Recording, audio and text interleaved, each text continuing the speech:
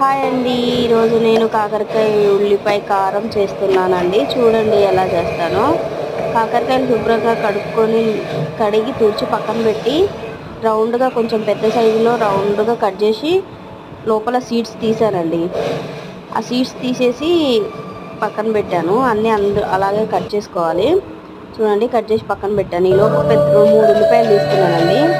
Cut చేసి పక్కన పెట్టాను. ఈలోపు బాండీ పెట్టి ఆయిల్ వేసి అందులో జీలకర్ర వేసానండి. జీలకర్ర వేసిన తర్వాత ఆనియన్ ఫ్రై చేసుకోవాలి. ఆనియన్స్ మొత్తం ఫ్రై చేసుకున్న తర్వాత అందులో కొంచెం ఒక పెద్ద సైజు నిమ్మకాయ అంతా చింతపండు వేయాలండి. చింతపండు ఎందుకంటే కాకరకాయ చేదుగా ఉంటుంది కదా, కొంచెం చేదు లేకుండా ఉండడానికని చింతపండు యాడ్ చేశాను. కొంచెం చింతపండు వేసిన తర్వాత చిన్నుల్లిపాయలండి, అదే వెల్లుల్లి రెబ్బలు వేసాను.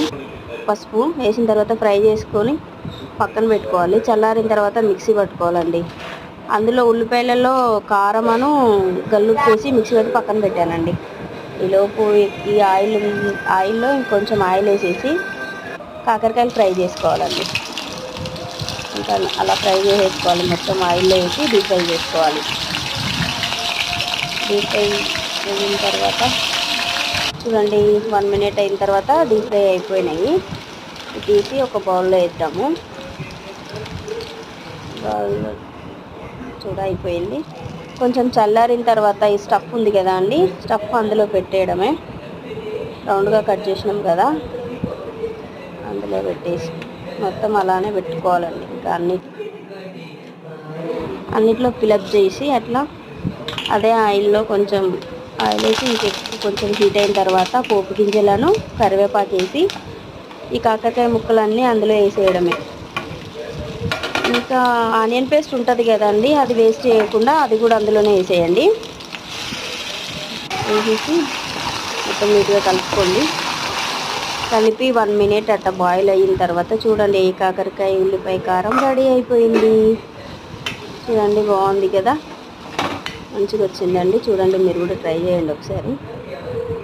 నేను వేడి అన్నంలో నేను తినేసానండి. కొంచెం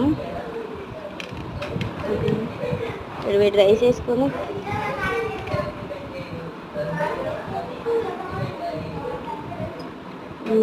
నాకైతే బాగా నచ్చిందండి. అసలు చేదే లేదండి, అసలు కారం చాలా బాగుంది.